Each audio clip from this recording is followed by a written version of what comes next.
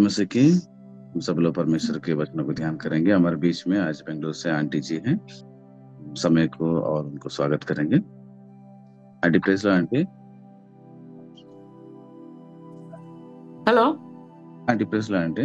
பிரைஸ்ல स्टार्ट கேக்குதா? பண்ணுங்க। हाँ கேக்குது आंटी। எல்லாருக்கும் பிரைஸ் தி லார்ட்। सभी को जय मसीह की। ஜெபம் பண்ணலாம்। हम प्रार्थना करेंगे।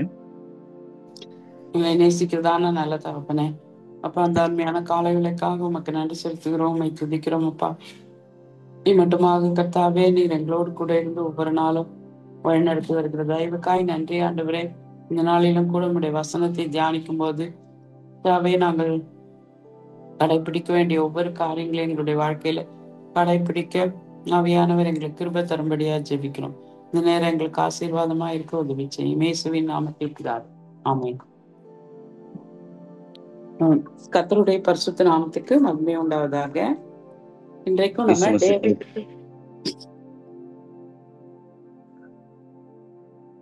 यीशु मसीह के मधुर नाम से मैं आपको स्वागत करता हूँ। आज हम सब लोग मिलकर डेविड हिल के बारे में ध्यान करेंगे। இன்றைக்கு டேவிட் ஹில் என்ற ஒரு மிஷனரியை பத்தி நம்ம படிக்க போறோம்।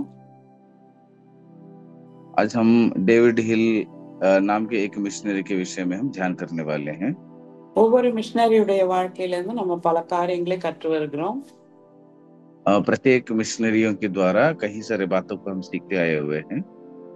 இன்னைக்கும் ஆண்டவரோடும் மனிதர்களோடும் நெருங்கிய ஐக்கியம் கொண்டு அவரை போன்று வாழ்ந்து காட்டிய டேவிட் ஹில் என்ற தேவதாசனை குறித்து தியானிக்க போறோம்। आज भी मनुष्य के साथ और परमेश्वर के साथ बहुत ही करीब रिश्ता बिताकर जीवन बिताए हुए एक अच्छे मिशनरी डेविड हिल के बारे में ध्यान करेंगे। மிஷனரிகள் தன்னுடைய சொந்த தேசத்தையும் தன்னுடைய சொந்த இனத்தெல்லாம் விட்டு தூர இடத்துக்கு வந்து ஆண்டவருக்காக ஊழியம் செய்யறவங்க தான் மிஷனரிகள் என்று பார்க்கிறோம்। मिशनरी का मतलब ये होता है अपना लोगों को और अपना सारा संपत्ति को छोड़कर दूर देश में आकर परमेश्वर का सेवकाई करना, वो करने वालों को मिशनरी करके हम बुलाते हैं। தம்முடைய உயிரை கூட பணம் வைத்து இயேசுவுக்காக அவங்க ஊழியம் செய்தாங்க। अपना जान को भी कुर्बान करके ये परमेश्वर का सेवकाई किए हैं। காடுகள்ல மலைகள்ல குகைகள்ல வசிப்போரை கூட தேடி சென்று இயேசு கிறிஸ்துவ பத்தி அவங்களுக்கு அறிவித்தவர்கள்।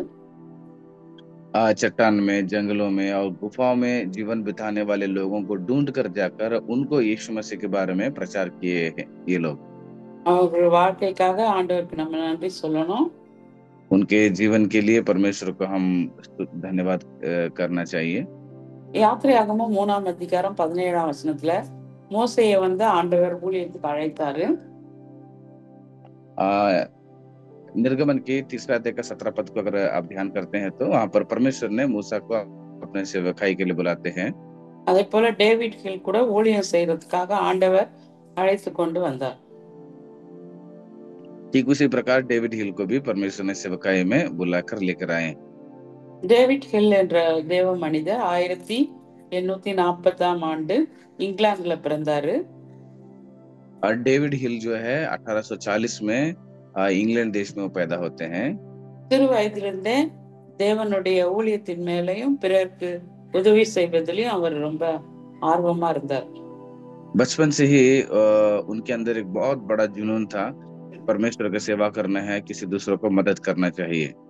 1865ஆம் ஆண்டு குருவாக அபிஷேகம் பெற்று சீனாவுக்கு மிஷனரியா அனுப்பப்பட்டார்। तो 1865 में वो एक गुरु के पद में अभिषेक करके वो चीना देश में वो समाचार के लिए भेजा जाता है। சீனால நியூசங் அப்படின்னு ஒரு பட்டணம் இருந்தது। चाइना में न्यूसंग करके एक शहर है। அங்க அவருக்கு ஊழியம் செய்யறதுக்கு ரொம்ப விருப்பமா இருந்தது। वहां पर जाकर सुसमाचार प्रचार करना उनको बहुत शौक था। ஆனா அங்க வந்து இங்கிலீஷ்காரங்களாம் போக கூடாதுன்னு ஒரு தடை செய்யப்பட்ட ஒரு பகுதியா அது காணப்பட்டது। क्योंकि उस शहर जो है जो अंग्रेजी बोलने वाले लोगों को बहुत रुकावट किया करते थे। அந்த பட்டணத்துக்குள்ள மற்ற மக்கள் வந்து போக கூடாத ஒரு இக்கட்டான சூழ்நிலை இருந்தது அப்படின்னு சொல்றாரு। तो बहुत ये भी बातें करते हैं कि उस शहर में कोई दूसरे प्रकार के लोग प्रवेश नहीं करने हैं बोल के। ஆனா அவருடைய எண்ணம் எல்லாம் அந்த வியூசன் பட்டணத்தையே மையமா வச்சிருந்தாரு. लेकिन उनके सारा सोच विचार जो है न्यूसन शहर के बारे में ही सोचते थे हमेशा। அந்த இடத்துக்கு செல்வதற்காக என்ன பண்ணார், சீன மொழிய சீன பாஷையை அவர் வந்து ரொம்ப சீக்கிரமா கற்றுக்கொண்டார். तो उधर जाकर सुसमाचार प्रचार करने के लिए चाइना के जो भाषा है वो अपने जीवन में सीख लिए। 1865 ஆண்டுல ஒரு ஒரு பெரிய வெள்ளம் வந்தது. आंटी वेल्लन ம்? वेल्ला अंद्रे வெள்ளம்னா இது ஃப்ளட். ओके। 1805 में वहां पर एक बाढ़ आती है। அப்போ அங்க என்ன ஆச்சுன்னா, திபெத் அப்படின்ற ஊர்ல இருந்து பனியெல்லாம் உருகி அந்த யாங்ஸி அப்படின்னு சொல்லி ஒரு ஆற்றுல கலந்து அது வந்து பெரிய ஒரு ஃப்ளட்டா மாறிடுச்சு. तो यांगसी करके एक शहर है, वो वहां पर जो बर्फ पिघल के वो इनके शहर में आकर उसके कारण उस जगह में बहुत बड़ा एक बाढ़ आ जाती है। அந்த பாதிப்புனால ஹாங்கோவில் என்ன ஆச்சுன்னா, மலேரியா ஃபீவர் வந்து எல்லா மனிதர்களையும் தொற்றிக் கொண்டது. तभी उस शहर में सारे लोग जो है मलेरिया बीमारी में वो ग्रसित हो गए। டேவிட் ஹில்க்கும் அந்த மலேரியா வந்துச்சு. डेविड हिल को भी वो मलेरिया आ चुका। வியாதியினுடைய கொடுமை ஒரு பக்கம், அது மட்டும் இல்லாம ஊழியத்தினுடைய பாரம் ஒரு பக்கம் இருந்தாலும் அவர் வந்து இங்கிலாந்துக்கு போறதுக்கு அவருக்கு மனசு இல்ல. तो एक तरफ बीमारी से वो जूझ रहे हैं, दूसरी तरफ सुसमाचार का एक बोझ उनके ऊपर है, इसलिए उन्होंने इंग्लैंड को वापस लौट के नहीं गए। அதனால என்ன பண்றாரு, ஒரு சிறிய படகு மூலமா அவரு ஜப்பான் பக்கத்துல இருந்து ஜப்பான் தேசத்துக்கு அவர் போறார். लेकिन फिर भी एक छोटा सा जहाज के द्वारा वो बगल में जापान शहर में वो चला जाते हैं। அங்க போய் ட்ரீட்மெண்ட்லாம் எடுத்த பிறகு அவருக்கு குணம் ஆயிடுது. तो वहां पर जाके वो वहां पर इलाज करवाते हैं, तो वहां पर वो ठीक हो जाते हैं। மறுபடியும் அவரு சீனாக்கு ரொம்ப சந்தோஷமா திரும்பி வராரு. तो फिर से वो चीना को बहुत खुशी खुशी से लौट कर आ जाते हैं। 1876 ஆண்டு பஞ்சம் வந்துருது அந்த தேசத்துல. तो 1876 में फिर से उस शहर में एक अकाल आ जाती है। அந்த பஞ்சம் வந்த உடனே அங்க ஜனங்கள்லாம் ரொம்ப கஷ்டப்படுறாங்க. அப்ப அவங்களுக்கெல்லாம் நிறைய உதவி செய்யறாரு. तो उस अकाल के वजह से वहाँ के लोग जो है बहुत परेशान हो जाते हैं, और इन्होंने उधर के लोगों को बहुत मदद करते हैं। முழு மூச்சோட அவங்களுக்கெல்லாம் உதவி செய்து அவங்களெல்லாம் மீட்டு ரட்சி அவங்களெல்லாம் உதவி செய்து மீட்கிறார் அவர். तो पूरे समय उनके साथ रहकर उनको बड़े तादाद से मदद करते आते हैं। அப்புறம் சீனா மதத்துல அவங்களுடைய பாரம்பரியம், அதாவது கலாச்சாரத்தின்படி ஒரு ஒரு போட்டி நடத்துறாரு. तो चीना के संस्कृति के विषय में एक वहां पर एक गेम होता है, तो वहां पर वो प्रारंभ करते हैं। அதுல வந்து என்ன தலைப்பு வைக்கிறாருன்னா, பரலோகத்துக்கு போற வழி அப்படின்னு சொல்லி ஒரு தலைப்பு வச்சு அதுல நடத்துறாரு. நிறைய பேர் கலந்துக்கிறாங்க. तो वहां पर ये जो नेतृत्व करते हैं वहां पर गेम करके वो परलोक स्वर्ग में जाने का रास्ता करके वो नाम देकर उस विषय को वहां पर वो मिशनरी शुरू करते हैं। वहां இதுல पर बहुत सारे लोग கலந்துகிட்ட शामिल होते हैं। இதுல நிறைய பேர் பங்கு பெறாங்க.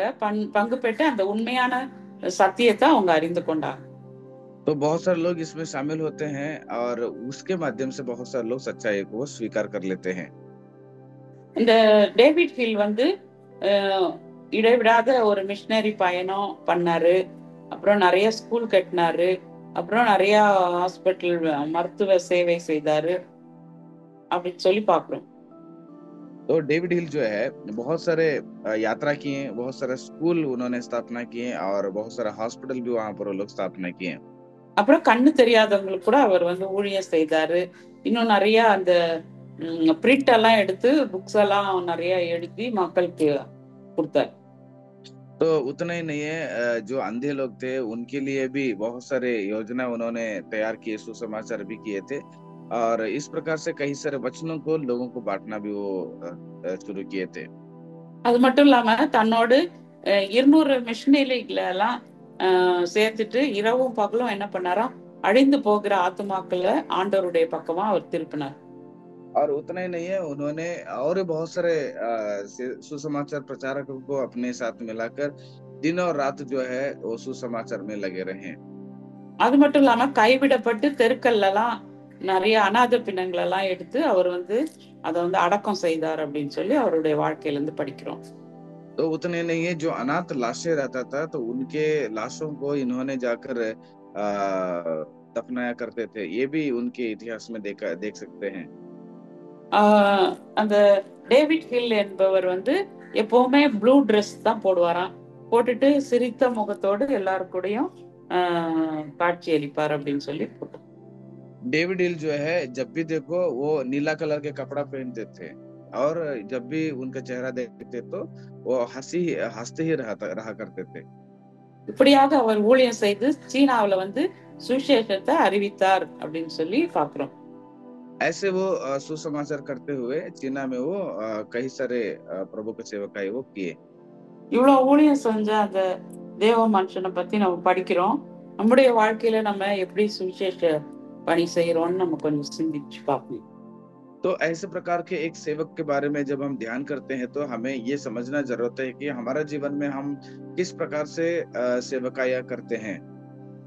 மத்தேயு 28ஆம் அதிகாரம் 19ஆம் வசனம் 20ஆம் வசனம் நம்ம படிக்கும் போது அதுல இயேசு கிறிஸ்து நம்ம எல்லாருக்கும் கொடுத்த ஒரு பெரிய கட்டளையே நம்ம அதுல படிக்கிறோம். मत्ती का 28वां अध्याय का 19 और 20वां पद को पढ़ते हैं तो यीशु मसीह सबके लिए एक बड़ा आज्ञा जो है देते हैं वहां पर। அதுல என்ன வாசிக்கிறோம் அப்படின்னு சொல்லி பாத்தீங்கன்னா, நீங்கள் புறப்பட்டு போய் சகல ஜாதிகளையும் சீஷராக்கி பிதா குமாரன் பரிசுத்தாவின் நாமத்திலே அவர்களுக்கு ஞானஸ்நானம் கொடுத்து நான் உங்களுக்கு கட்டளையிட்ட யாவையும் அவர்கள் கை கொள்ளும்படி அவர்களுக்கு உபதேசம் பண்ணுங்கள். இதோ உலகத்தின் முடிவு பரியந்தம் சகல நாட்கள் அவங்க கூட இருக்கிறேன் அப்படின்னு சொல்லி சொல்றார்.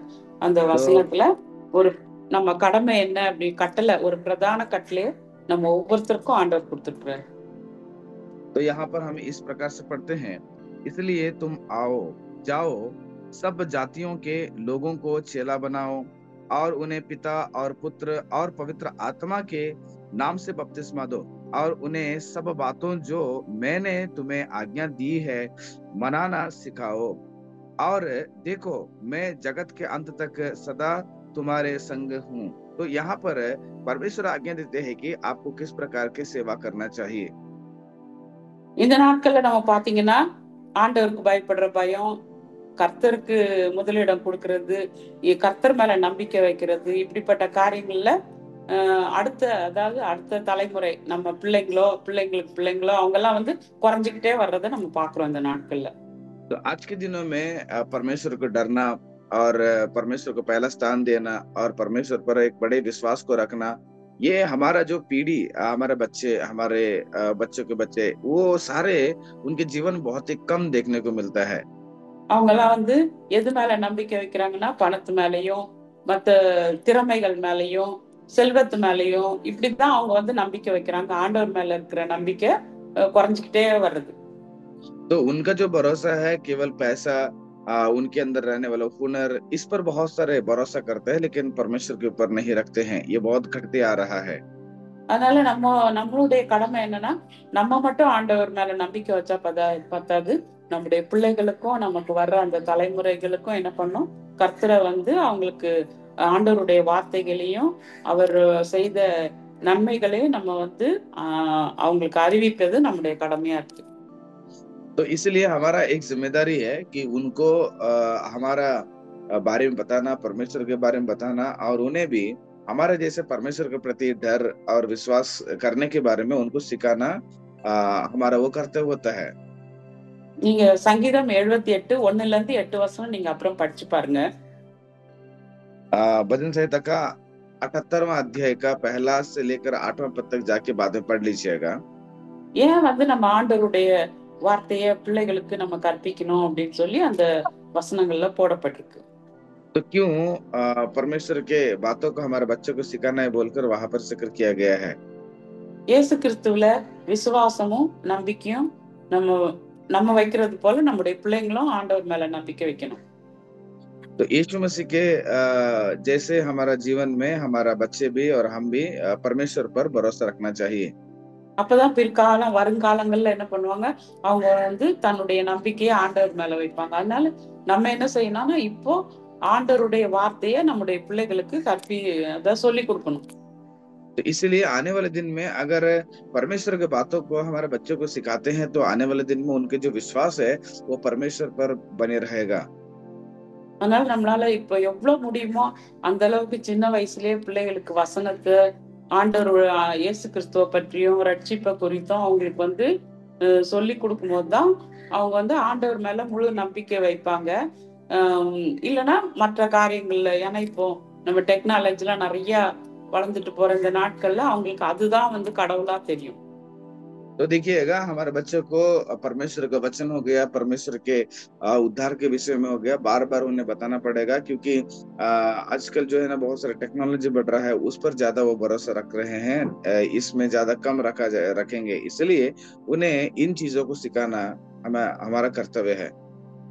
அந்த 8ஆம் வசனத்துல நம்ம 3 காரியம் பார்ப்போம். ஒண்ணு வந்து ஆண்டவருடைய வார்த்தையை பிள்ளைகளுக்கு நம்ம கற்றுக் கொடுக்கணும். அப்புறம் ஆண்டவருடைய செயல்களை நம்ம வந்து நினைவு கூறுறதுக்கு கற்றுக் கொடுக்கணும். அப்புறம் 3வது தேவனுடைய கற்பனைகளை கை கொள்ளணும் அப்படின்னு சொல்லி அவங்களுக்கு கற்றுக் கொடுக்கணும். तो हमारे बच्चों को 8वां पद में 78वां 8वां पद में देखते हैं तो वहां पर परमेश्वर के जो वचनों को उनको सिखाना और परमेश्वर का हर एक भलाई को याद करना, परमेश्वर के आज्ञाओं को मानना, ये सारे चीज को हमें सिखाना जरूरत है। ஏன்னா கடைசி நாட்கள்ல நம்ம வந்திருக்கிறோம். நம்ம மட்டும் ஆண்டவருடைய சமூகத்துக்கு போனா பத்தாது, நம்ம பிள்ளைகளும் இன்னும் நம்ம கூட இருக்கிற எல்லா ஆத்துமாக்களையும் கூட நம்ம ஆண்டவருடைய சன்னிதானத்துல கொண்டு போய் சேர்க்கறதுக்காக நம்ம ஜெபம் பண்ணணும், ஆண்டவருடைய வசனத்தை சொல்லி கொடுக்கணும், அதுக்காக நம்ம முயற்சி எடுக்கணும், பிரயாசப்படணும். हम केवल स्वर्ग में पहुंचेंगे तो नहीं हो पाएगा, हमारे बच्चे भी जाना चाहिए और उन्हें भी वहां पर लेके जाने के लिए खूब मेहनत करना पड़ेगा हमें। வெறும் சொல்றது மட்டும் பத்தாது, நம்மளே அவங்களுக்கு முன்மாதிரியா நம்ம வாழ்க்கை வந்து முன்மாதிரியா இருக்கணும் அவங்களுக்கு. केवल बोलने से नहीं है, लेकिन हमारा ही जीवन उनके लिए एक आदर्श बनना चाहिए।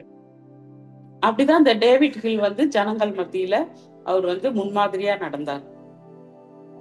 इसलिए ठीक उसी ढंग से डेविड हिल जो है वो कई सारे लोगों के लिए एक आदर्श बन के जीवन बिताए। அதே போல 2வது நம்ம என்ன பாக்குறோம்னா, டேவிட் ஹில் வந்து அந்த மக்களுடைய கலாச்சாரத்தின்படி என்ன பண்ணாரு, அவங்கள கவனித்து மதிப்போடு அவங்க கூட நடந்து கொண்டார். ठीक उसी प्रकार दूसरा विषय डेविड हिल के विषय में, जो उनके सांस्कृतिक जो कार्यक्रम है उसको उन्होंने गौरव किए, उन्हीं के रास्ते में जाकर उन्हें सुसमाचार प्रचार करते हैं। இயேசு கிறிஸ்து கூட ஜனங்கள்கிட்ட வந்து அவர் எப்படி அணுகுனார் அப்படின்னு சொல்லி பார்த்தா, அன்போட மனதுருக்கத்தோட ஒவ்வொரு மக்களோடும் அவர் என்ன பண்ணாரு, மக்கள் மேல அவருக்கு மனதுருக்கம் இருந்துச்சு. அதே போல டேவிட் ஹில்லும் அப்படிதான் மனதுருக்கத்தோடு ஊழியம் செஞ்சார். यीशु मसीह ने भी ठीक उसी ढंग से किए थे, उनके साथ प्यार से रहें और उनके ऊपर तरस खाते हुए उनके लिए सोच विचार रख के उनको सुसमाचार प्रचार किए। இயேசு கிறிஸ்து பாருங்க, ஒரு குஷ்டரோகியை கூட என்ன பண்றாரு, என்னை சுத்தமாக்கும் அப்படின்னு சொல்லும் போது குஷ்டரோகியை தொட்டு அவர் என்ன பண்ணார், சுகமாக்குனார் அப்படின்னு வேதத்துல வாசிக்கிறோம்.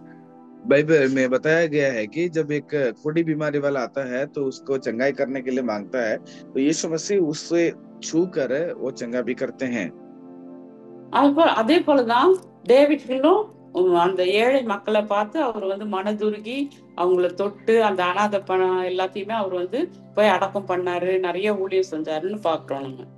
ठीक उसी प्रकार डेविड हिल जो है उनके अंदर भी बहुत सारे दया करुणा आया, उन अनाथों के लाशों को अपने हाथों से छुआ और उनको लेके जाकर वो दफनाते हैं। ऐसे बहुत सारे कार्यों को उनके विषय में भी देख सकते हैं। அதே போல நம்ம வாழ்க்கையிலையும் கூட நம்ம குடும்பத்துக்காக மட்டும் நம்ம ஜீவிக்காம மற்றவங்களுக்கு இப்படி ஒரு மனதுருக்கத்தோட ஊழியம் செய்யணும்னு ஆண்டவர் நம்மகிட்ட எதிர்பார்க்கிறார். तो परमेश्वर ने भी हमारे जीवन में यही अपेक्षा करते हैं, केवल हम हमारा परिवार के लिए नहीं है बल्कि किसी दूसरे के लिए तरस खाते हुए कार्य करना। 3வது நம்ம என்ன பாக்குறோம் அப்படின்னு சொல்லி பாத்தீங்கன்னா, டேவிட் ஹில் வாழ்க்கையில அவர் வந்து மற்றவங்களையும் அதாவது ஊழியம் செய்யறதுக்கு அவர் உற்சாகப்படுத்துறார். तो तीसरा विषय जो है डेविड हिल के जीवन में, किसी दूसरों को भी सुसमाचार प्रचार करने के लिए प्रोत्साहित किया करते थे। நீங்க அவருடைய வாழ்க்கையை பாத்தீங்கன்னா ஒரு 200 மிஷினரிகளை தன்னோடு கூட வச்சுக்கிட்டு அவங்களையும் ஊழியம் தன்னோடு கூட சேர்ந்து செய்யப்படியா அவரை வந்து அவங்களெல்லாம் ஊக்கப்படுத்துறாரு. तो आप उनके बारे में पढ़ते हैं तो उनके साथ बहुत सारे लगभग 200 के हिसाब से सह सेवक को रखते हैं और उनको प्रोत्साहित करते हैं। उनके साथ भी वो मिलजुल कर सेवा करते हैं। அதே போல நம்ம செய்யற ஊழியத்திலயும் சரி, நம்ம நம்மளுக்கு பிறகு என்ன பண்ணோம், இந்த ஊழியத்தை எடுத்து செய்யறதுக்கு ஒரு நல்ல தலைவர்களையும் நம்ம உருவாக்கணும். அவங்களையும் ஆண்டவருக்குள்ள உற்சாகப்படுத்தி ஊழியம் தொடர்ந்து செல்றதுக்காக நம்ம உருவாக்குறவங்களா இருக்கணும். ठीक उसी प्रकार हम भी सेवकों को तैयार करने वाले होना चाहिए। हमारे बाद किसी दूसरे लोग जो है उस सेवकाई की जिम्मेदारी उठाना चाहिए और आगे बढ़ाना चाहिए। ऐसे कुछ नेताओं को चुनना या तैयार करना हमारा एक फर्ज बनता है। பவுல் அப்போஸ்தலன் அப்படிதான் பண்ணார். प्रेरित लोग जो है पौलुस को भी उसी ढंग से वो तैयार किए। அவர் வந்து அவருக்கு பிறகு நிறைய தலைவர்கள் எல்லாம் அவர் வந்து உருவாக்குனார். தீமோத்தேயு, எப்பாப்பிரா அப்படின்னு சொல்லிட்டு நிறைய தலைவர்களை அவர் வந்து உருவாக்குனார் ஊழியர்களை. उन्होंने अपने सेवकाई में बहुत सारे ऐसे नेताओं को तैयार करते हैं, जैसे हो गया तिमोथियुस हो गया, एपफ्रोदितुस हो गया। ऐसे इन लोगों को वो अगले पीढ़ी के लिए उनको तैयार किए थे। அப்போ அந்த டேவிட் ஹில் போல நம்மளுக்கும் இப்படிப்பட்டதான ஒரு வாஞ்சையும் உற்சாகமும் நம்மளுக்கும் இருக்கணும் அப்படின்னு சொல்லி நம்ம கத்துக்கிறோம் இதுல.